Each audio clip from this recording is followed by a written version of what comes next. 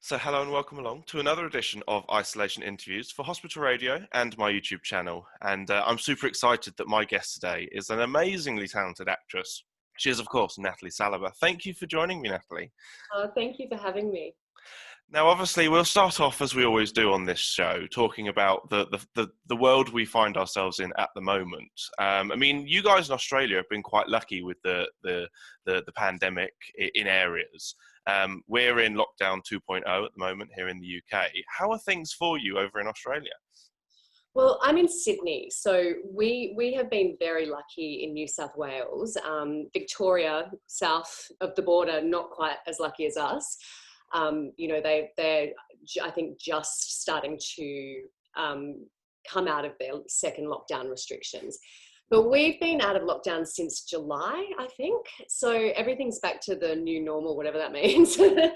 And life is kind of, I feel like we're not quite out of the woods yet, but I think that sort of my observations of other people, because it's been a few months now, and we haven't had that many community transmissions in Sydney, people have definitely become a bit complacent. And I just feel like with Christmas and New Year approaching, if there's going to be a second spike, it's probably going to happen around that time, which is a little bit concerning.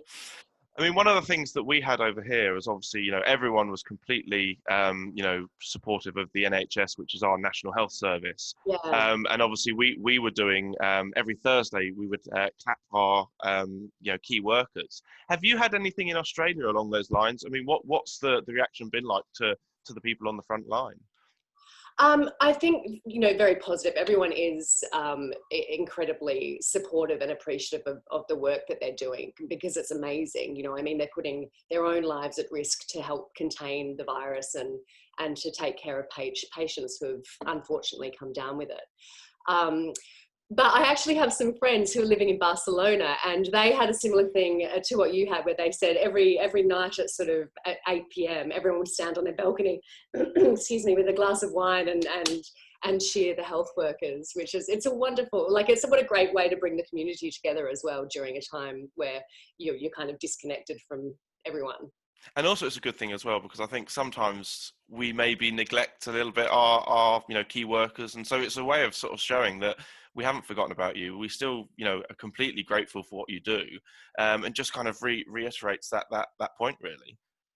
Yeah, and I think probably one of the best things we can do is listen to them. Some of their pleas on the news and on social media, where you see them just talking about what they're actually going through, and then, the difficulties they're facing with people who are either COVID deniers or people who are just being careless and not kind of observing the basic social distancing and wearing masks and those basic hygiene practices. And it's just making their job so much harder.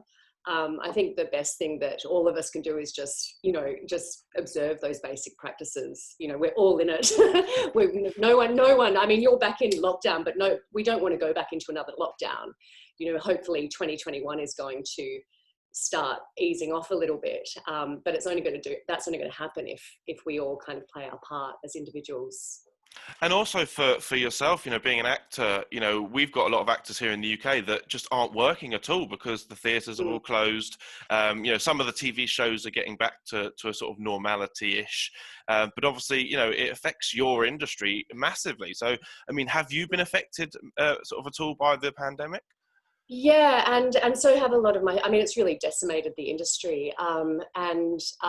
Initially, actors just weren't, they weren't eligible for our government brought in this job seeker kind of allowance for people who'd lost their jobs because of COVID, and actors, just because of the nature of the work, weren't eligible for that. Eventually, there were a few actors who were maybe involved in theatre productions or whatnot who were able to access it, but I think it's been very, very difficult. I actually was about to shoot a job, and I had done my costume fitting on the Thursday afternoon and gone into makeup and done all that. And then I was supposed to be, I think, filming from the following Monday. And on the Friday afternoon, we got an email from production saying, oh, we're going to pause production. And then 48 hours later, everyone was in lockdown. So that job it didn't get cancelled, but it was postponed by about 6 months. So I eventually got to do it, but yeah. But other than that, when I'm not acting, I actually do a little bit of teaching work. And the strangest thing happened was when lockdown happened, everything obviously went online onto platforms like this, like Zoom and whatnot. And I was inundated with teaching work. So it opened up all these opportunities where I was really strangely teaching screen acting online, which was very, very odd, and they obviously posed a lot of challenges, but everyone sort of made the best of it, and we learned as we went. And yeah, so I was actually working teaching throughout lockdown, and which was very lucky. That's the other good thing, is obviously it's kind of, although there's been the pandemic's not a good thing, but a lot of people have learnt new skills over lockdown. I mean, obviously, I started this sort of podcast series that I never thought I would have done otherwise. So that's such a great concept as well. Yeah. So I mean, did you find that you were kind of having to teach yourself new skills and learning new ways of doing things? What I did do actually was I took a couple of online ballet classes. I'd been meaning to take a dance class for about the last 20 years, and for whatever reason, I never got around to it. It just took a global pandemic to get me to take a dance class. So just by chance, I was reading the paper at one point, and I saw that the Australian Ballet Company were offering online ballet classes they had like different levels, so beginners, intermediate, advanced, etc. I was beginner. So is that a new career path for you in the future? No, God, I haven't done ballet since I was about 7, which is a very long time ago. So obviously, we must talk about the show, which for me kind of brought you to know of you. Of course, the hit TV show Neighbours. When you joined that show, I mean, that was 2006, I believe, that you joined that show, which is 14 years ago. You're exactly right. And the only reason that I know that is because I got the job about 3 months after my father passed away. And so I remember, like, I'm bad at years, but you're exactly right. It was like mid 2006. Yeah. Obviously, the character you played, Rosetta, was she had already kind of, because obviously your sister on the show, Camilla, had already been introduced. So you were kind of brought in, to obviously, get to know Camilla, played by the fantastic Natalie Blair. But you came into the share house. Obviously, Toadie had I think he had moved out or something. So obviously yourself came in. Fraser, played by Ben Lawson. Pepper, who I absolutely adore. I know, I love her too. So what was it like going into that show and working with all these amazing people? Well, actually, Nikki and I became very, very close friends, and she was incredibly supportive. I was obviously just what I mentioned before, I was going through a bit of a tough time. I was, obviously in quite intense grief at that time, because it was only a couple of months after my dad had died, and I was living in a new city, and I didn't really know anyone, and I was away from my family and friends and whatnot. And Nikki was just such an incredible support, and we became very, very close. And I went to visit her over in, she left the show first out of all of us. And moved over to America, and I went to visit her a couple of times over there, and so that was good. I think when you can make a really good friend like that on a job, you're very lucky. Now, I mean, the character for me was amazing because she was very straight-laced to begin with. She was very She's a virgin. She sailed her maiden voyage on screen. So that must have been quite fun to play, though, sort of that kind of very, very serious side to her. Well, we had a joke because she was obviously a lawyer, and the ongoing joke on set was, how does anyone get through law school without losing their virginity? She was very conservative, but then she found love obviously with Fraser, and I think she and Pepper even had a bit of a a fling at one point Yes. from memory. Yeah, And so she wasn't there certainly also an made affair? up a lost time. Wasn't there also an affair with Paul? I seem to have vivid memories Oh of. my God, that's right. There was too. She really made up for lost time. Oh God, I forgot about that. It was so long ago. Yeah, that was fun. I mean, I say, getting to work with people like Stephen Dennis, and obviously, we were talking earlier about Alan Fletcher and Jackie Woodburn. That must have been quite fun because they're obviously the kind of the mainstays on the show. So you must absolutely love working with them as well. Yeah, they're lovely. Fletch is wonderful, and yeah, and Stefan was just fun. He was just really relaxed, and we just had a fun time doing that storyline. Yeah. So do you remember when you first got the job on Neighbours? I mean, I know you were going through grief and everything, but there must have been a bit of. I mean, were you a fan of the show before joining? I mean, that must have been a strange situation when you first step on set. Yeah, well, I used to, when I was little, when it first started with like Kylie Minogue and Jason Donovan and, all of those ones, I used to watch it. And then I sort of, probably as I got older, I lost my connection with it. But I'd come straight off another TV show. There was a 6-month sort of hiatus between, I'd done a show called All Saints, which was a medical drama in Australia for about 2 years. And then there was a 6-month break. And then I started on Neighbours. But when I started on the show, they had, all the sets were like the old sets. They were they'd been there for like 20 years or whatever, however long the show had been going at that time. And over the course of the 18 months that I was on the show, there was a big overhaul. They changed all the sets. Everything was sort of renovated, like all the houses were renovated. And so I was I was there at the time that it kind of got a bit of a makeover. So that was quite interesting, going from the old to the new.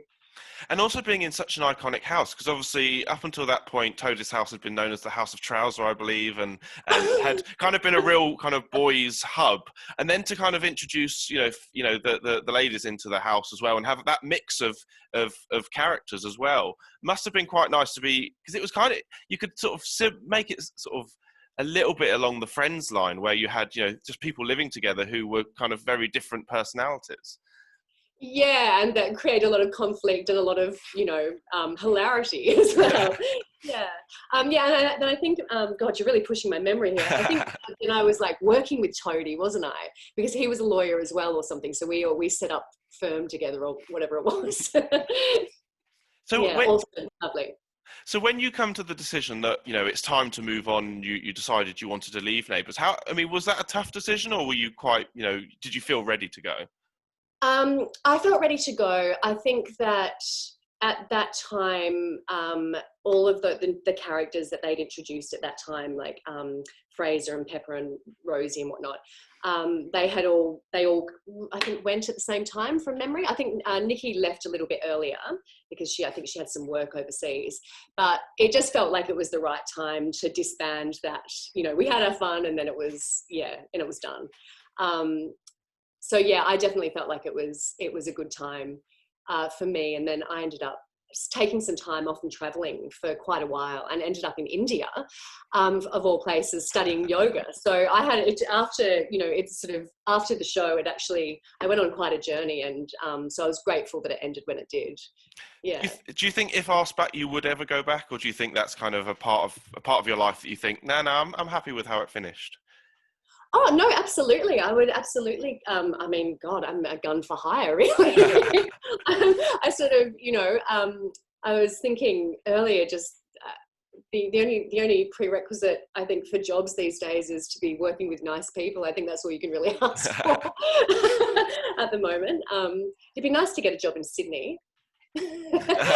Neighbours is in Melbourne. I feel like I've spent my entire career working in Melbourne. But no, absolutely, I'd go back at a drop of the hat. And I imagine also you'd love to work with people like Ben Lawson again. Although he as well has travelled over to America, I believe, so he's quite busy over there. Yeah, I think he's been doing quite well over there. Yeah. I was funny because it would be lovely to reunite. I was going to say, because I was quite surprised because I was watching, oh, what was it? I think it was The Good Place on Netflix or something, and then suddenly Oh yeah, up pops oh Ben yeah, Lawson. I was like, I saw that oh wow, as well. because you didn't, I didn't expect. It was like you saw him out of context. I was so used to seeing him on Neighbours that suddenly it's like, oh, he's somewhere else. And you know what else I saw him pop up in? It was a Natalie Portman film. I can't even remember which one it was. Hang on. Oh, that's good. This is going to test my memory as well. He popped up as like a potential suitor for her, and I was like, wow, great role. Now, obviously, following on from your departure from Neighbours, a few years down the track, you did find another great role, which I've been hooked on, is House Husbands, which we must Yeah. talk about. So, for anyone who hasn't seen the series, give us a little, tell us a little bit about the series. So House Husbands was essentially a show about four guys who the traditional gender roles had been reversed, and they were stay-at-home dads and house husbands, in the way that housewives used to be housewives, and the women were all out working and bringing home the bacon, so to speak. And I played Abby, and yeah, that character in particular, it holds a very special place in my heart. I really loved playing Abby, and I had a really wonderful creative experience on that show. Ellie Beaumont, who was one of the creators of the show, Abby was kind of written, it was very, very loosely based on her experience as a working mum. And all of the challenges she faced. So while, the external circumstances were very different, Ali's a writer, Abby was a doctor and whatnot, the emotional currents of Abby were very close to Ellie's heart. And her scripts were, whenever I'd get an Ellie Beaumont script, they were just always so heartfelt with regards to Abby's character. And I loved working on her scripts. And as a result, we sort of bonded because we had a mutual kind of, professional admiration for each other. And then she started writing for me, and yeah, I absolutely adored playing Abby. It was one of the highlights of my career. And it must also be fun to kind of go back into the medical profession a little bit, because obviously at All Saints you were a nurse, and then obviously being a doctor on House Husbands. Yeah. And then I was a doctor on House, and I know, strange, right? I feel like between the two, I've basically done a medical degree of some description. I'm not sure that I'd be, very reliable, but because do you have to learn all the sort of the lingo? I mean, I've spoken to a few people who do a series over here called Holby City, which is a medical drama over here, and they say that you kind of have to kind of get into a bit of a rhythm with the medical jargon if you do much of the talking, because otherwise you just don't remember it. It's all gobbledygook, a lot of it. Yeah, well, certainly I remember on All Saints, they would have what were called resus scenes where, a patient would be brought in by the ambos and they would, whatever was going on with them, they needed to be, resussed on some level. And they were all the medical action scenes where, we had medical advisors on set with us, advising us on how to kind of intubate a patient and do, things like that.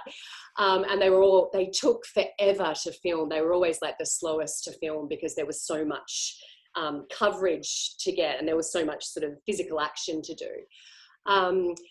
And there was a lot of, medical jargon that was required for those scenes. Luckily for me, I tended to only get the blood pressure monitors. So I just had to say whether they were like brachycardic or tachycardic from memory, something like that. I mean, the other great thing with your hospital scenes is I loved watching your work with Julia Morris, who is a very talented actress over in Australia. And also she's the Australian host of I'm a Celebrity as well, which is she's fantastic at that as well. But what was it like working with her? Because she just seems like amazing to be around. Yeah, she's great. She always brought a great energy to set. And, it was that was her first acting job. She'd never acted before. And she did such a great job. She was like thrown in the deep end playing Gemma, and audiences loved her. She was nominated for Logies every year, and, yeah, she was really fun. And I imagine that, seeing her on the Jungle, I mean, do you get to watch her on the Australian Jungle? I have seen a couple of episodes, but you know, when they start making them eat spiders and stuff, I just go, change the channel. It looks like torture. I mean, would you ever do any of those sort of reality shows, i.e. the dancing or the jungle? Well, after my ballet lessons, no. Oh gosh, you know, I probably would have done a dance show a few years back, but I had knee surgery a couple of years ago, and I just don't think my knee would hold up doing one of those dancing shows anymore. I don't know, that celebrity show does not appeal to me in the slightest, but never say never. Now, we must talk in the later series of House Husbands, because unfortunately, and I think this is ridiculous, that the series is finished now for the time being. Yeah, but actually, we finished filming in 2016. I just can't believe how it doesn't feel like that long ago. It's very strange. Yeah. But in the later series, you did have some new arrivals, because Hugh Sheridan, a very talented actor, and Delta Goodrem, who's obviously a singer, actress, amazing, both joined the series in the final series. What was that like to work with new blood? Um, I didn't really have much to do with those characters, so I didn't really work with them from memory. There might have been like the odd scene where we were all at a party or something, but their storylines kind of took them elsewhere. Delta actually only came in, I think, for the last couple of episodes from memory. But I think it's always nice to have new people come on the show. You know, I think my favourite series was either series 3 or 4, where we had amazing actors like Toby Trustlove and Justine Clark and Jane Kennedy, who came on the show, and they were lovely, and I had such a ball working with them, because my storylines were quite close with especially with Jane and Toby. Yeah, so it's always, I love meeting new people and working with great people, so yeah. And I mean, the other thing I must just say is the series, I feel, really did comedy so well, but also did serious drama. Because I mean, you get some programs where they sort of miss the mark on areas, but I feel that with House Husbands, it just got everything spot on. Did the comedy amazingly. It did the real serious, hard hitting scenes well. So yeah, you must have been so proud just being part of that series. Yeah, and it was the first show that I'd been a part of right from its conception as well. So from memory, I actually remember the writers saying that when they had created the series 1, they'd written a sitcom. So it was supposed to be sort of straight comedy. And then when they sold it to the network, and the network were like, yes, this is a great concept, let's go. But we want it to be a bit of a drama as well. And so they had to kind of go back over all the scripts and, add the pathos lines through. But yeah, I loved the comedy, and certainly working with Reese Muldoon as who played my husband on the show. We had, whenever they would write us comedic scenes, we had a fantastic time playing with them, because they were just so bouncy. And I also loved his work with Jane Alsop, who of course played his very horrible boss. But I imagine she's lovely in real life. And she's such a lovely person in real life. She's so lovely. Jane was fantastic. I loved her work on it as well. Yeah, completely different to her in real life. Total character, yeah. Now, I just want to say it's been an absolute pleasure talking to you. I've had so much fun, and it's great to finally meet you as well.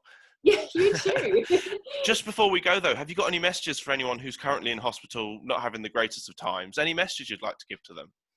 Yeah, obviously wishing anyone who's struggling at the moment a swift recovery, and I hope that you're all reunited with your loved ones really soon. But can I share a podcast with you? Yeah, of course. There's this beautiful podcast called Heart Wisdom with Jack Cornfield. And it's incredibly comforting, especially in times of, stress or crisis.